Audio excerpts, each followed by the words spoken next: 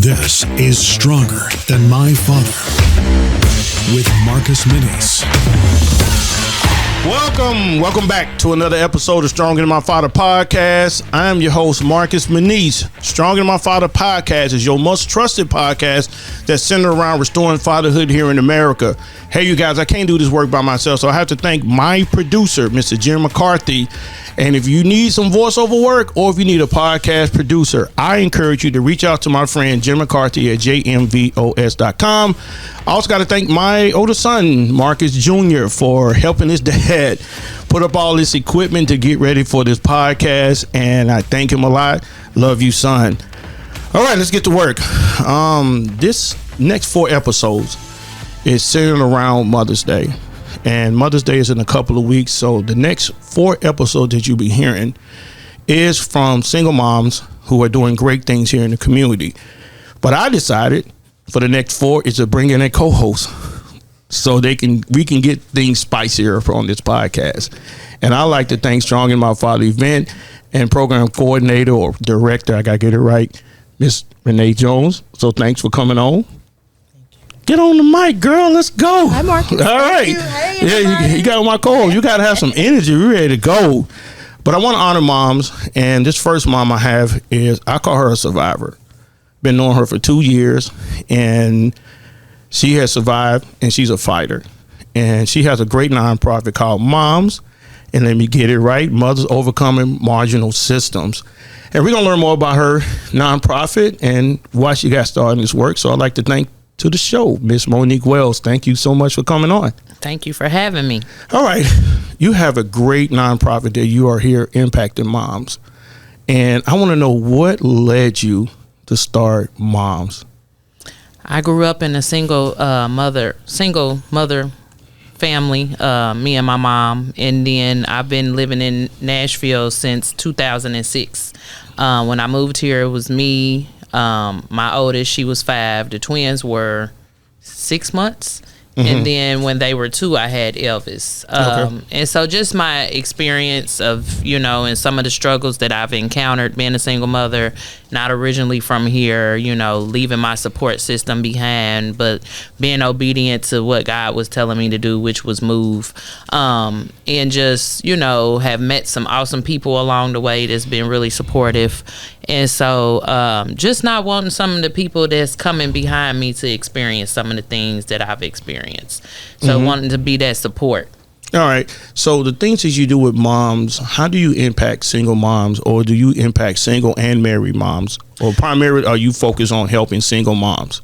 My focus is single mothers. However, I understand that just because you're married doesn't mean that the other party is involved. So we have a lot of married women who live as single mothers because the man is either working or, he's just not that involved in the lives of the children. So I'm never going to turn a mother away, regardless of the situation. Let me ask you this. You started a question in my head. I've had another lady ask me, I'm married, but I feel like I'm a single mom.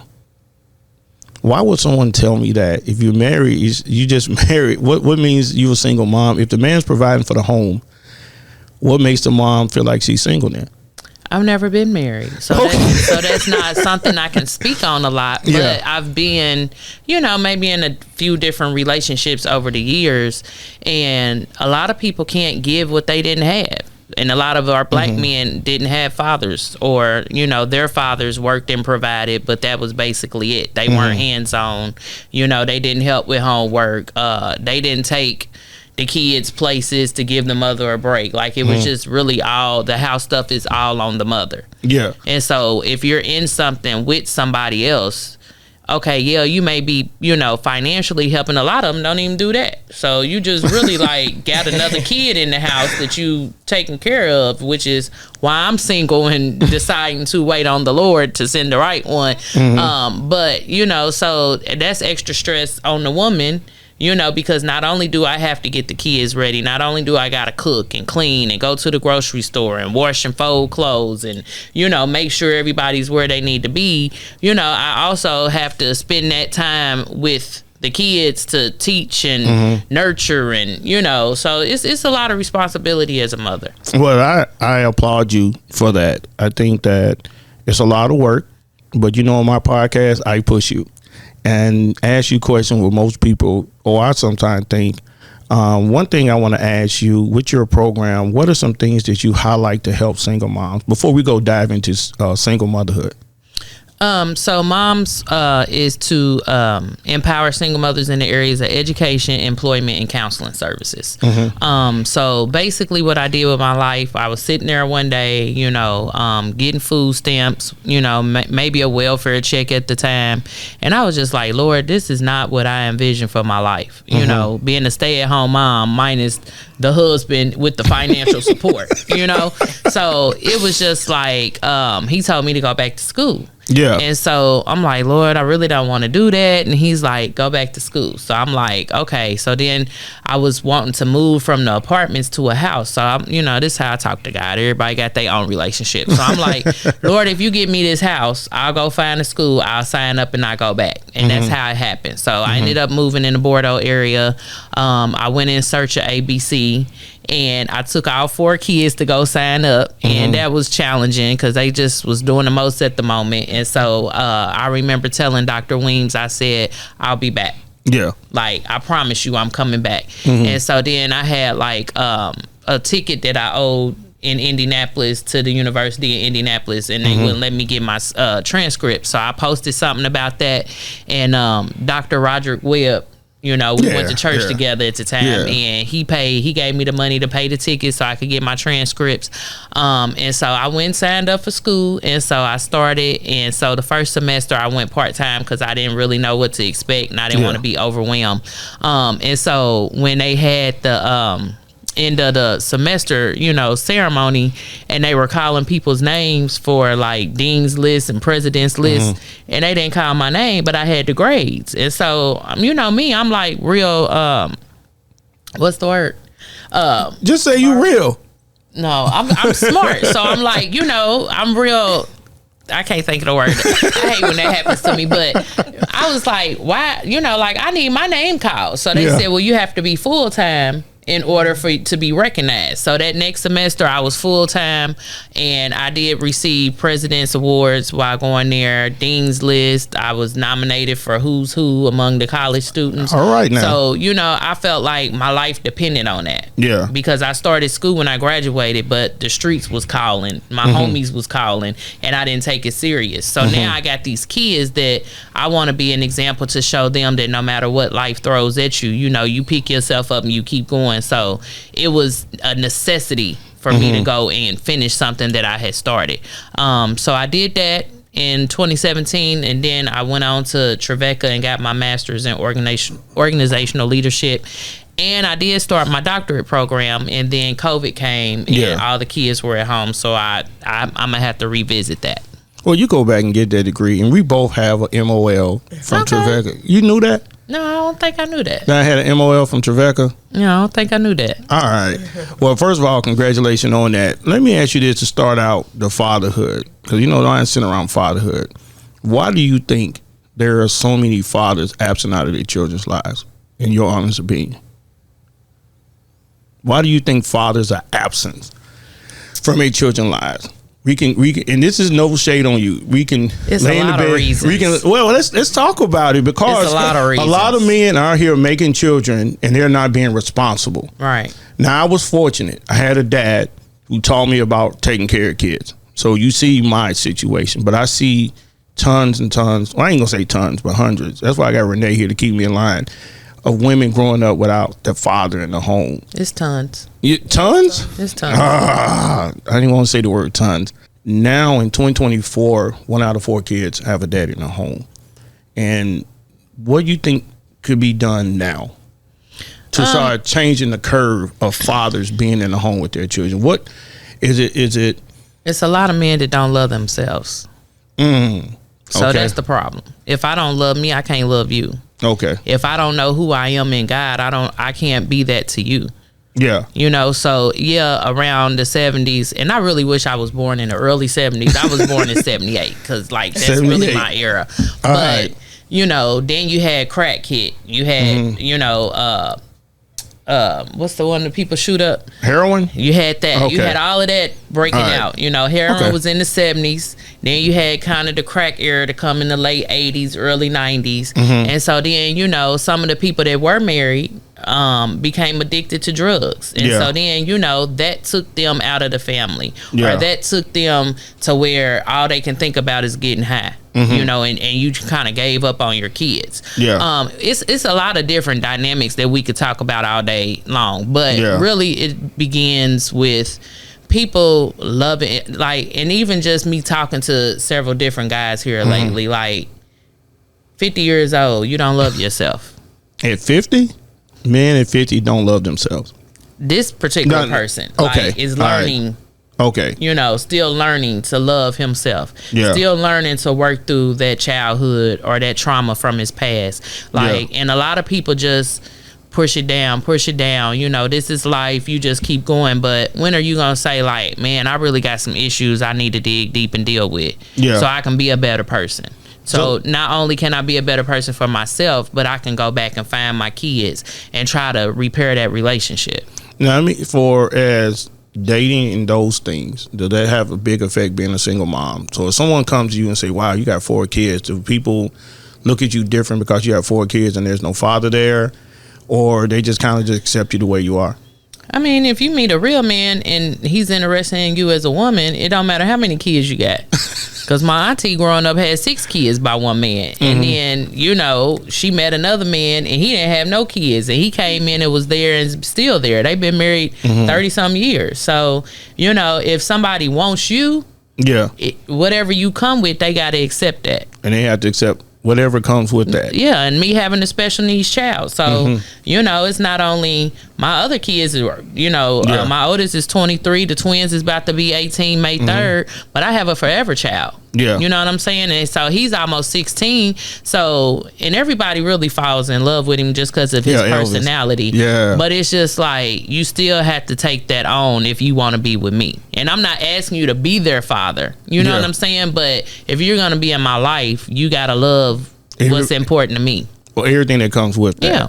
And that's fine. I mean, I'm just asking these questions that's really some people, you know, hey, it depends on the person. Yeah. It depends on the person, and you don't come up on the mic so I can hear you. You don't have to accept my situation. And if you can't, and like she said, if you don't accept what comes with me, that's okay. That's your prerogative. Everybody has a choice. Yeah. And everything isn't for everybody, right? So it's just like there are some men who don't have kids. They don't ever want to have kids of their own. And so I just think it is just a choice. It doesn't mean that there's something wrong with your situation or my situation or wrong with me.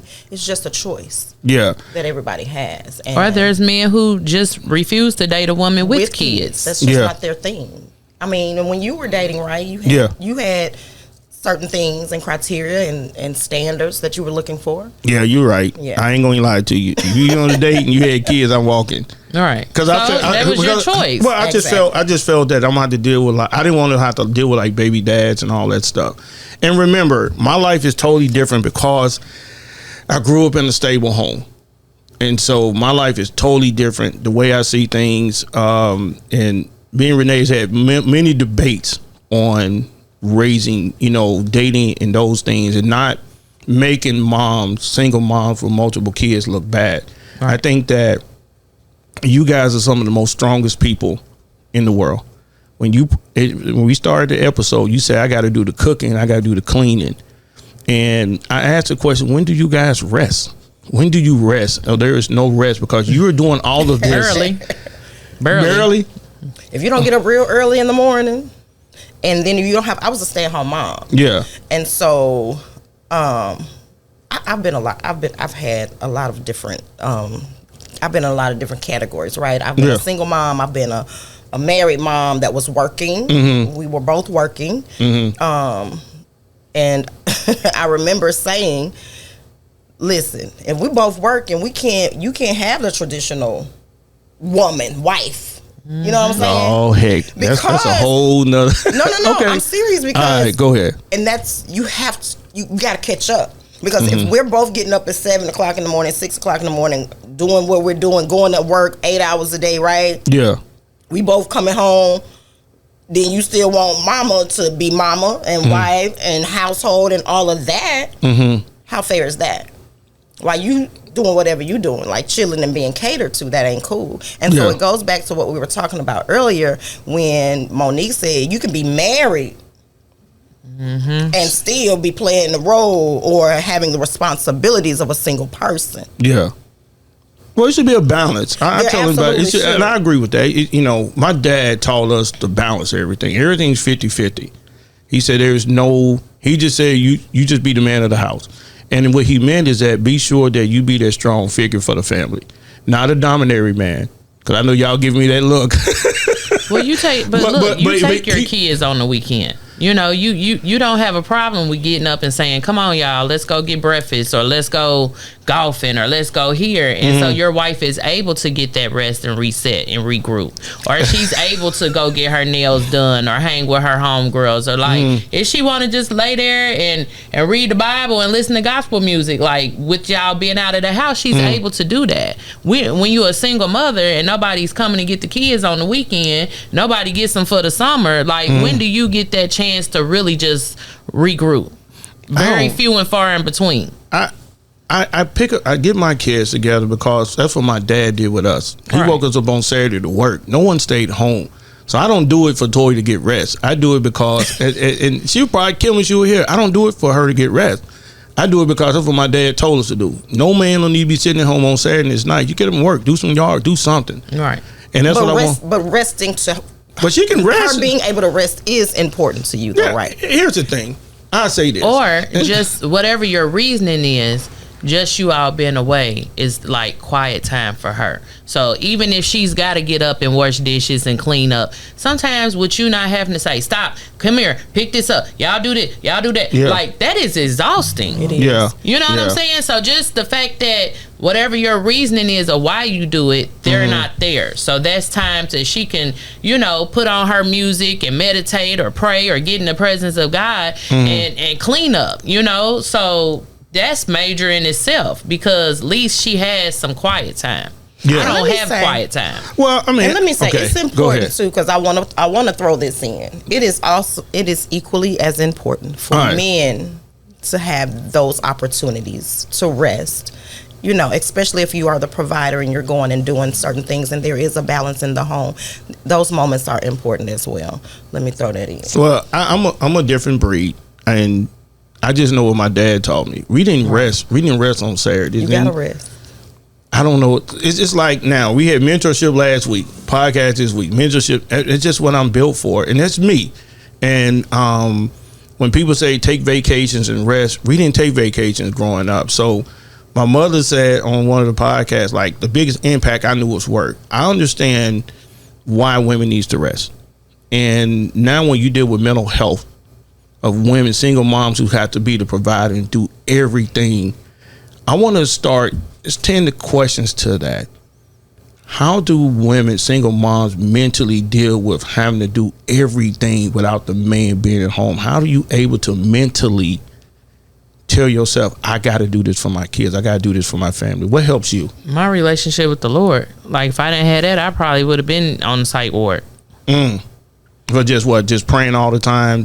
Just, you know, God gives, I like throughout the day, I'd be like, Lord, please give me strength. Like, give me strength. I ask him that a lot, constantly throughout the day. Yeah. And so that's what my message is going to be about tomorrow as well. But like, whatever you ask, if you believe, you're going to receive it. And so he gives me the strength, you know, regardless of it's that time of the month, regardless of when I had strep and COVID the other week, you know what I'm saying? Elvis was right there. And my prayer was, Lord, just don't let nobody else around me catch it. If I gotta be sick, I'm gonna take my little consequence because I knew I had got sick.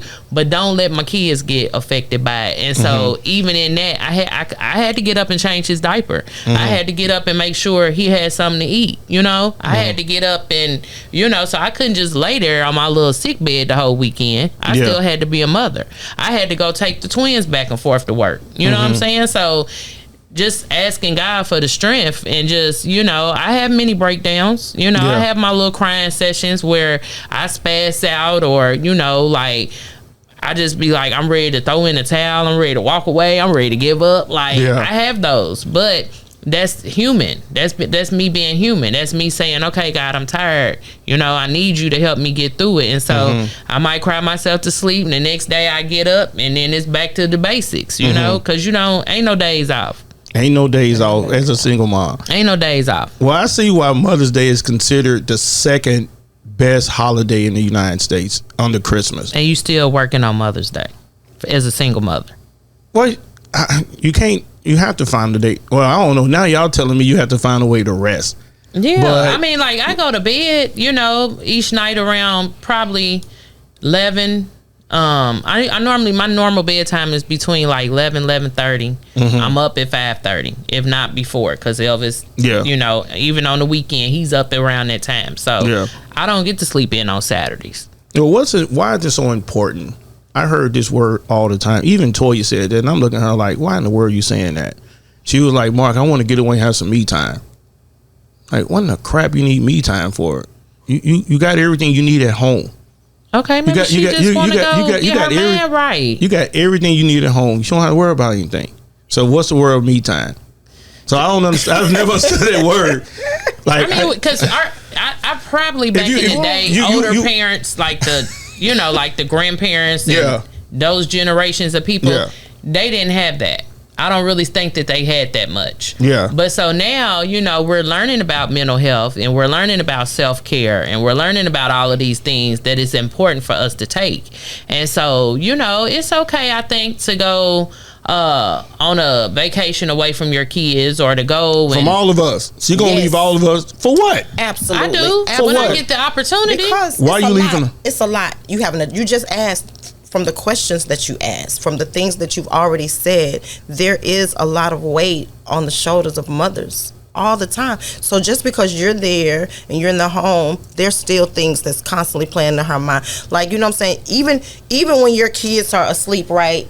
You still on alert, even when your kids, you know what I'm saying? If she shouldn't have to be on alert if I'm there. I'm off, no, let me say this. When I'm off, if I'm off work, we're not talking about a marriage. We're talking about you. We're talking about you. You about the single mother on here. You're right. Experience. But women need me time. We need me time. And so even when the kids are in the house, like if I'm off for the day or if it's Saturday, I still got to get up and cook breakfast, right? I still got to get up and make sure that the laundry is done. I still have things to do. Even if it's an off day. So even though I have everything I need in my home, right? I still need some time to just decompress. Where I don't have to worry about it. Everything is handled away. And so nobody's gonna call on me, because we all know somebody can be in the house and it's 4 kids, even when the daddy is there, right? Yeah. You can be there. Who the kids gonna ask first? Mama. They shouldn't. I told my boys, why you ask for your mama all the time? But so you admit that is true, right? She had them. It's just how kids do. So let Toya get away. Here's the thing I was told. Here's what I was told in one of my podcasts last year by a male that got heated, and he says, because I was telling my boys, why you just call your mama first? If I'm in the home, I'm the daddy. You call for your dad. Your dad's first. You didn't carry them. Okay. Now, let me ask you this. Everybody say the male relationship is close to their mother. And I am close to my mom. But they both equal to me. So I don't have, I'm close to the mama more than daddy. But I tell my boys, why do you do that? And they don't know. I'll just call for mom like Jordan. I'm going to tell you why. I'm going to call for mama. I'm going to tell you why. Mothers are nurturers. Women, I agree with that. Were created to nurture. Okay. So when a child is needing something that is related to that, they're going to call on, like you call your mama for certain things, you call your daddy for certain things. There's certain things that you want to talk about that you're not going to pick up the phone and call your mom about. I agree with that. You're going to call your daddy. Yeah. Okay? Yeah. So I'm with Monique. We got to get back to the single mama. All right. One thing. His and I love Marcus. I'm glad you say you love me. His you know, his train of thought. His outlook on a lot of things is a little warped. It is. Oh, come on now. Tell me and I'm saying because you haven't experienced a lot of some of the things that your age group counterparts have experienced. And the word that I was looking for earlier is competitive. It came back to me. All right. So in that that's not nothing wrong. Just like when I was talking to you earlier and I went to this chamber breakfast and they're talking about, oh, these are our stomping grounds. We grew up here in Green Hills and we went to Hillsboro and none of this stuff was here back then. Okay, so you growing up in Green Hills and Hillsboro in probably a two-parent family, middle class home, you don't have the same experience as a child growing up in Edge Hill Projects or growing up in JC Napier or growing up in Casey. So it's not saying that it's bad or anything. Right. It's just that your experiences are different than other people's experiences. And even though there was never a man in my home, I had cousins who were like my grandparents, and I spent a lot of time out there. And they sound a lot like what you grew up with. So I seen Daddy got up at the crack of dawn. He would come down. Sometimes he would come for fix breakfast. He would come down. Mama would be cooking breakfast, you know. He'd sit there, eat his breakfast, read the paper, and then he would go on out to the garage because he was he did upholstery work, so he was an entrepreneur. And so he would literally be in that garage till it was time to come in for dinner. Yeah, that's my dad. And so in the process, you know, she done cooked breakfast, washing dishes, you know, she done went and did some laundry, running the sweeper, you know, she had some chores to go run. She did all of that. Now, she did work some over the years, but she didn't always work. But, you know, she was the nurturer. She was, you know, if it was something that you had issues with that, you know, Daddy wasn't much of a communicator. And he was stubborn. You know what I'm saying? So me and him kind of used to clash. And then my mother wasn't a disciplinarian, so when I would get in trouble, they would discipline me. And one day I tried to raise up. Why did I do that? That ain't gonna end well. But, you know that ain't gonna never end well when you do that. I'm sick of getting hit on, you know, because I felt like growing up, I was always getting a whooping because I was bad. Like I was always in trouble for something, you know. And so I had that, but the people I grew up with didn't have that. And so because I was raised in a church where there was predominantly, you know, kind of middle class black people, my mother used to clean houses, and she was a nanny to a black dentist and lawyer, married couple. So I was exposed to other lifestyles. So that's what made me different than the people I grew up with in the most dangerous zip code in Indianapolis, because my neighborhood was rough. So that's why I can go talk to anybody. I'm not intimidated. I'm not afraid. But in the same token, I'm from the hood. So if you push too hard, you gonna get that side of me. And, you know, at that point, I'm not making no apologies. You get what you get, you know? And so it's like, even though I can be, I'm kind-hearted, very compassionate, I still have this. And that's something I had to adapt to grow up, because I didn't have any siblings. I was an only child. I got bullied. You know what I'm saying? Like, it was just me and my mother. My mother wasn't about that life. So, you know, it wasn't like, no, you go back out there and fight. You know, she wasn't that type of mother. And so I got bullied. And so then in that, I became a bully, because that's how I knew how to survive. And I came from the type of hood that if you didn't know how to Joan, if you didn't know how to burn or whatever people call it, like, you got ate alive. Like, real talk. So I'm a comedian. Like, I know how to crack jokes, you know, and I'm gonna burn you before you can burn me, you know. And so now that I'm grown and looking back on a lot of the things that's happened to me in my life, like, it doesn't make it right. Because I became the very thing that I despised that people were to me. But I had to do. That's how I had to survive. You know, and so. Just this single mother thing is rough. It really, really is, especially when you're a single mother of a special needs child, because now people aren't inviting you. People don't, you know, you're alienated. You know, like, I got maybe one person that I really consider a girlfriend here that I go out with. You know, I have associates, but I got one person that I'll call and we can pray together. Or I got one person that, you know, I can go and just cry on the phone and she be like, okay, sissy, like, you know. But it's very lonely, especially when you call from God. So even when you got a calling on you, now you a single mother, you got a call on your life, you got special needs kids, because my twins got mental health issues that they deal with. So, like, it's so many dynamics going on. And then I got to go to work and work full time and help people with their problems when I'm dealing with the same problems. Wow. So, you know, it's a lot. Well, you opened my eyes. That's why I brought you on, because I knew you would be more eye-opening on the life of a single mother And I know some of your story just from our friendship over the years, and that's why I call you a survivor. Because I honestly can't. No limit. No limit. I'm from that era. No limit. Master P. Yeah. I'll be straight with you. I couldn't do what you do. I can't. And I do applaud you, honestly, that you are a survivor and you worked hard.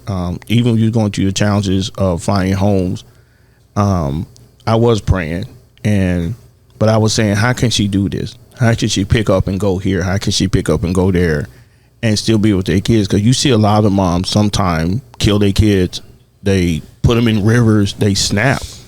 And you still here fighting. Ain't got no relationship with the Lord. Well, I think that's the key thing. That's the key. I cannot debate you on that.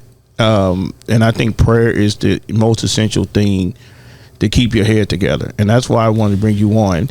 But can I say something? Go ahead, Renee. I am a Christian. I believe in God. I have a relationship with Him, and I too could not even imagine, navigating life without that relationship. But I also want to, for our viewers, to put out there that it is okay that you have a relationship with God, and that you have a church home, and that you have that foundation.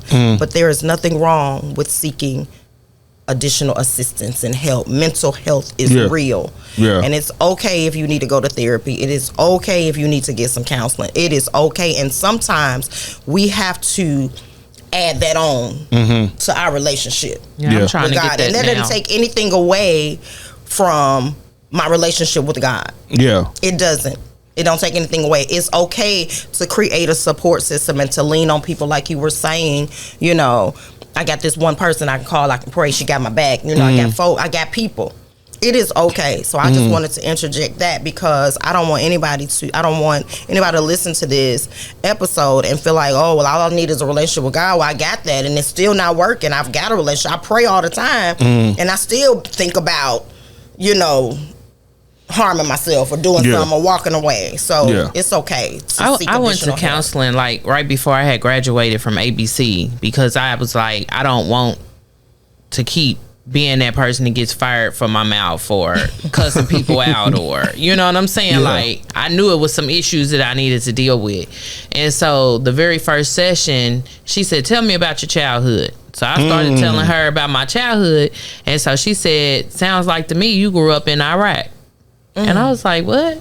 Yeah, I heard somebody say that before. When I thought about it, she was absolutely right, because what was a norm to me, what was, what we was used to, maybe, somebody shooting outside your door. Like one day I was standing in the door and the neighbors was arguing, and next thing I know, he pulled out a gun and started chasing dude on the side of the house and shooting at him. And my mama done fell on the floor, and I'm just standing there in the door watching. Yeah. Or one day I looked outside, they down there beating up a crackhead and kicking him in his head, and I hollered at him to stop. And I went down there, and the man had a knot the size of an orange hanging out his head. Like, that was what happened in our neighborhood. Or we was 14 and the same guys that watched us grow up that was 24 was now having sex with us. That's statutory rape. But you don't think about all that when you're in it. You know what I'm saying? And so counseling is very important. And so like I know that's something I should have been doing as a family over the years, but because of all that I got going on, or sometimes the kids would like start counseling through different little programs, but it doesn't last long. So as soon as they kind of start scratching the surface and really trying to help the child, oh, now your sessions is up, we can't help you anymore. So I have been trying to find a family counselor that accepts our insurance here lately, because I understand I don't want to not have a relationship with my son. And because of some of the things that I experienced, I repeated those things, and I'm not proud about that, and that's caused strife within the relationship with me and him. And this was my firstborn son. Like, I love you. I don't want you to feel like you can't be safe with me. I don't want you to feel like you can't talk to me, or anytime I come in the room, you walk out. Like, that really pains me. And so, it's a lot of dynamics within my little household. So that makes it even more exhausting. And some days it's all I can do to get up and get myself in the shower and do what I got to do. to go to work to pay the bills. I can't not go to work because I want to maintain a certain lifestyle, and even when you was talking about those 3 months that we were homeless, like, staying in those hotels, the 14 days that we stayed, just a breakdown, like, we would be in Cool Springs, Brentwood, like we was all over the city. So I was having to get up, drive the twins to Whites Creek, drop Elvis off at Haynes, go to work at Coneheads, because that's where I was working at the time. So I got about an hour. I'm getting there early. I'm about an hour or so early. So I would try to read my Bible or call that friend and pray on the phone, work. Then I would have to go back to Bordeaux, pick up the twin, go to the school, pick up the twins, pick up Elvis from school, and then still figure out where we gonna stay for the night, what we gonna eat for the night. You know what I'm saying? And then the next morning, you had to make sure you had all your stuff loaded back in the car. So this is what a lot of families are dealing with right now in Nashville. And people don't understand that because, again, their experience is Green Hills. Their experience is these neighborhoods they were raised in. Yeah. So you can't relate to what a lot of these homeless families are dealing with. A lot of them are at the shelter. They're not getting the support that they need because the case managers are overwhelmed or they don't have the knowledge. Yeah. And so a lot of them are living in cars. A lot of them are just staying from pillar to post. And so in that, as hard as it is for you, think about what those kids are going through because they don't have no stability. Yeah. Kids are mean. If they know what you're going through, they're going to talk about them or they're going to tease them. You might not have had access to use a shower or water running water to take a bath or whatever. So then if you come to school and you got a little stench to you or you got the same things on you wore yesterday, they eating them alive. And these kids are dealing with so much more than what I dealt with in the 90s. You know what I'm saying? Now you got cyberbullying and, like people are committing suicide all because folks are just jumping on a post and just eating people alive. And you can be a big bad butt behind a computer, but face to face, you're not going to do all that. Yeah. So it's a whole nother, it's a whole lot. Like you need to have me on for about 2 hours. It's a whole lot. But again, she's right. Counseling is very important.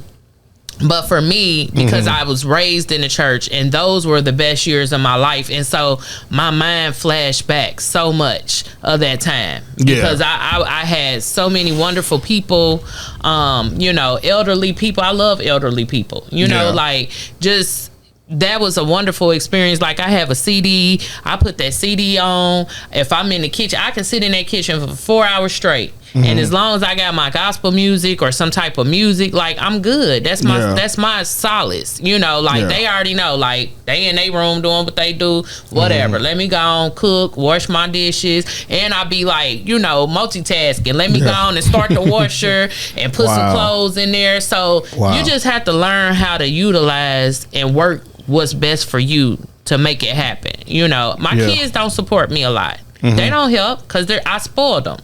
So they in their room on their phone, and then I got to get my blood pressure up because now I done came up here cussing and snapping because I'm like, why am I the only one doing anything? And y'all sitting up in here chilling, and y'all almost 18 living here rent free. Like that's not adding up. So then, but I have to get I have to get upset and start snapping out to get some results out of people. Because if I say something, can you go take trash out? No, they not responding to that. Can you go take trash out? And my son is like, why are you so angry? Why are you so bitter? Like, what? I'm not angry and bitter. I asked you 4 times politely, can you take the trash out? The trash is still not out. So when you get Medea, you know what I'm saying? And I'm cussing and smacking and doing all that. Then don't act like you don't know why I came up here in that mode because I asked you 3 to 4 times. I should only have to ask once for it to get done. So it's a lot, but I thank God. I don't have no sad story. Like I didn't have a super rough childhood. I was surrounded around loving people, and even in people, maybe not inviting or, not really having a lot of people to be around. I know people pray for me.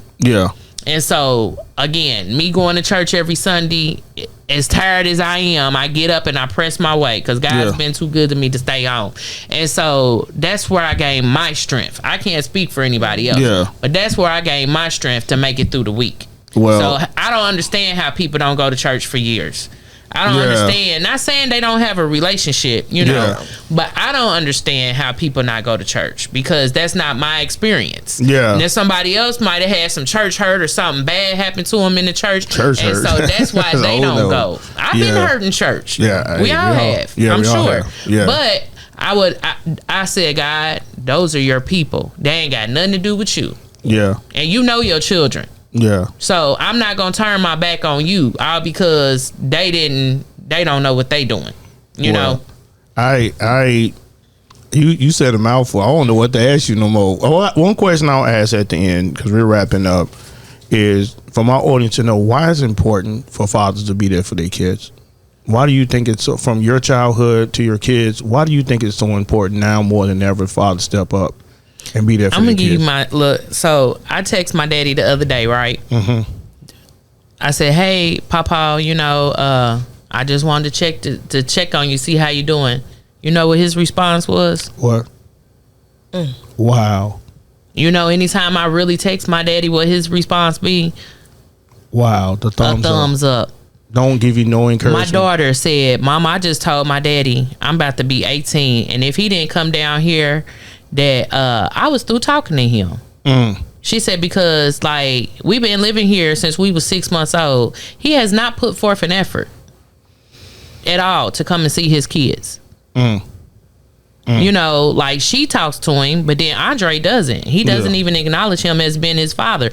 My son is graduating May 20th. You can't come visit your kids and you finally have a car. You finally have a job in your 40s and you can't come see your kids. That's you think bad. That don't hurt? Yeah. You think that don't affect? And I told him until you deal with your demons and the things that your battles, that plagues my kids. And as a parent, that is heartbreaking to see my kids can't even have a chance because your father ain't even dealt with his trauma and his situations. And they don't understand that. They don't understand how powerful that is. You know, so many of these kids, they not even 18 years old with addictions. Yeah. Weed addictions, alcohol addiction, these vape addictions. And guess why? Because the daddy's still addicted. Dang, that's tough. Or because the daddy is still abusive. Or because the daddy is still whatever. And then on top of that, I don't even have to be around you. But I got your DNA all in me. Dang. My kids ain't been around their daddy like that and they act just like him. Mentally. The way Andre can say something sometime and I'll be like, bro, it be blowing my mind. Like, you sound just like him. Like your father. Yeah. Wow. I think, you know, what you're saying is, I have no debate. I think why I use this platform is for me to open my eyes. As you said, I was fortunate. All thing I know to do as a man is to my father. So when sometimes the challenge that me and Toya has, because Toya grew up a single child with no siblings. Oh, okay. And it's just her and her mama. So sometimes when she says certain things, it triggers me like, oh, you got everything, you know? You got everything you need, you know? And do she? I don't know. I don't feel like you can't assume that though. Monique, I don't feel like asking. But you can't assume that she got it because she got a man there that works and provides, or because she has a husband. You don't know what her. Should you be happy you have that? But I know. Yeah, she should. Because I would love to have it. You got to take us to a whole. I know. And we got because there's a man. And that's not the goal and the aspiration of every woman, and that's not the need and the be all. So every situation, that's not money, the solution. Or a man being there, like, you know, she may still yearn for that attention and that love from her father, and you can't give her that. Look, and you can't deny be a daddy. her. I'm your husband trying to help you, right? But you don't know what her challenges is from growing up in that single family home. So all day long, you feel like I'm working hard to give and provide and this and that, but she may still have a void from not having that relationship. And she may be needing something from what is there. You know what I'm saying? So I can be here. Sometimes it's all that a person needs is for somebody to just actually take up that space. Yeah. But then sometimes the need is deeper. It's greater. I don't need you to just be present. There is something that I need from you. There is a level of relationship. Okay. I didn't get the playbook for all this extra stuff. Let me ask you this though. Questions. Yeah. Are you romantic? I'm not affectionate. No. Right. So do you hug on her? Do you kiss on her? No. Do you tell her she's beautiful? Because a lot of times that's all what women need. Look, it's just to be held. And you I love because you, I go to work and I pay the bills and you should be happy. I thought we're gonna get on you. We about to take a different. I tell you, I only can do. I'm 47, we're near the same age. Don't say what you saw your daddy do. Right. Don't say that. That was your example, but you have to ask your wife. Communicate. Jesus. Baby, if you...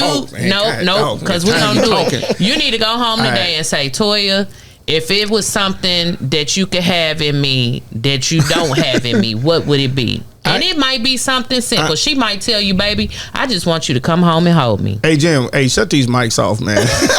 I knew this was going to happen. Look, I can't. I'll say this.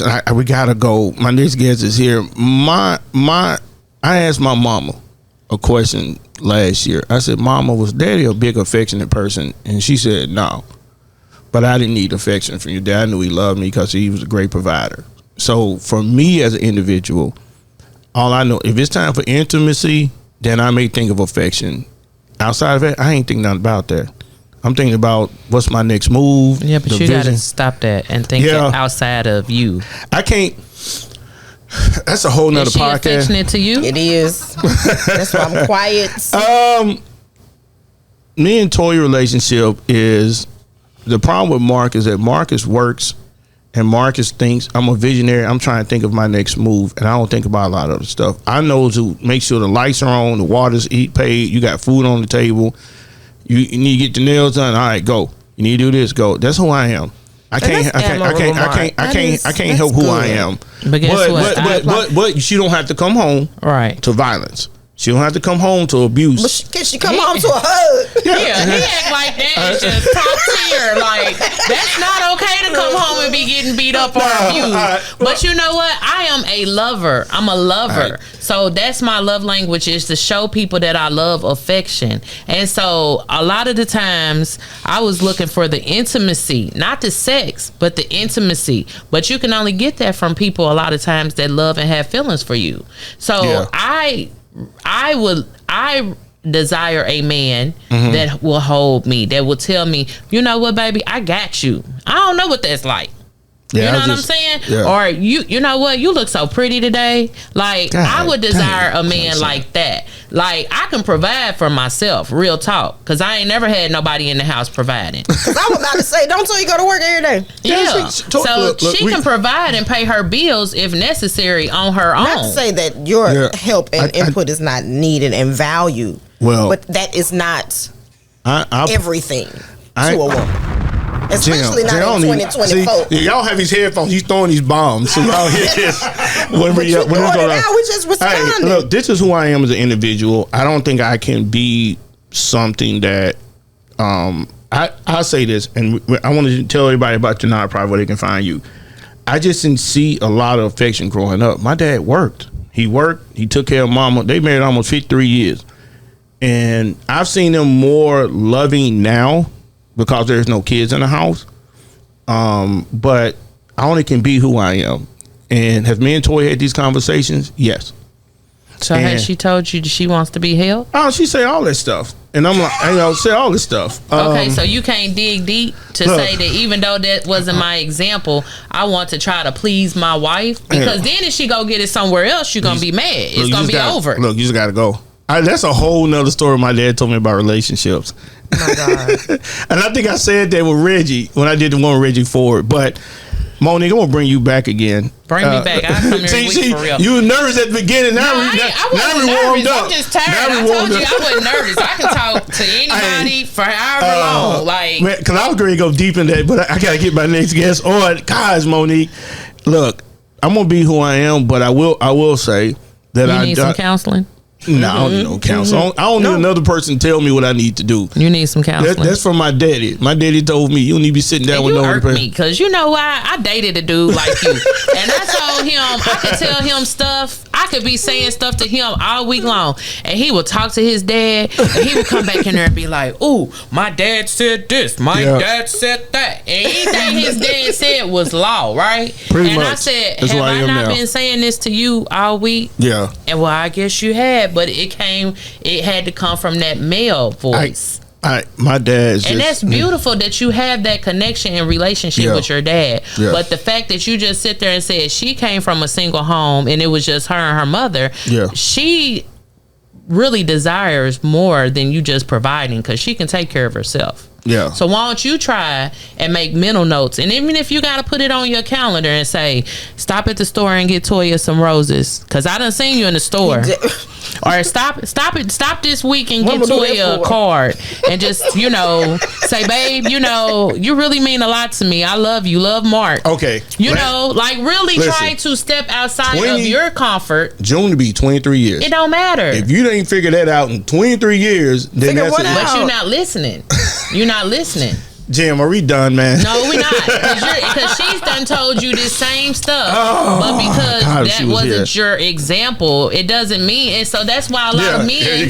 So let's end on this note. That's why a lot of men. Hey, Jim, take it down real quick, man. Let her finish. That's why a lot of men aren't in the home because they didn't have the example. That's one of the reasons, too, because I didn't have a dad. I don't know how to be a dad. My dad didn't have a mother, so he don't know about nurturing. Yeah. So, I don't know what goes on in his mind because he's definitely a different breed. Yeah. But I'm saying I be trying, and sometimes when I do try, and he makes me feel rejected. Yeah. Because when I say, hey, that's me stepping outside of me to say I want to at least try to check on you. And that's all I get is a thumbs up. That's it ain't I'm good, baby. How you doing? How the grandkids doing? None of that. Well, I will say this, and Toya told me this. Her birthday, I think it was a week or two ago. I can't remember. But she said, my grandfather called me, but my dad only texted me. And I was just like, whoa, I backed off. I ain't say nothing. I couldn't debate. I couldn't challenge her. I didn't say a word. So guess what? As a grown mother, as a grown woman and a wife, she still deals with that little girl that just wants the love and affection of her father. Well, Monique, we got to bring this back. I got to close. Tell people they can help your nonprofit, please. So and all your socials, please. You can follow us on Facebook at Moms Nashville, the @ Moms Nashville. And if you would like to donate, you could do so. We host free community classes each month. We have our 4th annual cookout coming up in August the 17th, and that's going to be at the Fanny D's Park. So we're going to be doing backpack giveaways. Last year we gave away diapers, we gave away socks, have free food. So you can always donate via Cash App, $ Moms MOMS Nashville, and you can reach out to me if you want to come and speak, or if you want to come and volunteer some time, or if you want to donate some food for one of the classes that we have. I'm always open and willing to collaborate. Because we all doing the same thing with the same missions and purpose, which is to better the families, to better the mothers, the fathers, or whatever the case. So there's no need for us to be having 1,000 events in 1 month when we can come together on some of these events and save money and save time from running people all over, because ain't nobody coming out for real to none of them anyway. Let's be honest. And, just collaborate. And I want to see more of attendance from the single mothers, because what I do is awesome. I bring in, skilled people to talk on the topics. This month is stress awareness. We just talked about how stressed we are, right? Yeah. And sexual assault awareness. So we're going to have 2 people to come in. These are opportunities to bring the kids to talk about topics that we may not know how to start with them, but once they're there, they open up. They'll share their experience. They'll communicate. So please bring them out. This month's class is next Saturday from 2 to 4 at the Bordeaux Library. We always have food because as a single mother, I know what that's not like to not have money or, to go buy food or whatever the case. So I will always feed you. And so definitely try your best to support all the nonprofits in the city of Nashville because there's so many people doing some amazing work. Marcus is one of them. And so just do your part to support, Well, thank you so much for coming on. I appreciate it. Thank you for having me. Yeah, I'll support moms. Donate. Let's help her continue to fight for moms. So thank you so much for listening to another episode of Strong in My Father podcast, your most trusted podcast around restoring fatherhood, centered around restoring fatherhood in America. Thank you, Renee, for our co-host. We still got some more episodes to record today, so please listen, subscribe. Thank you, Jim MacArthur, for all the work you do with producing this podcast. And if you like what you hear, please click the subscribe button and help us reach 1,000 subscribers by the end of the year. God bless you. See you in another episode of Strong in My Father.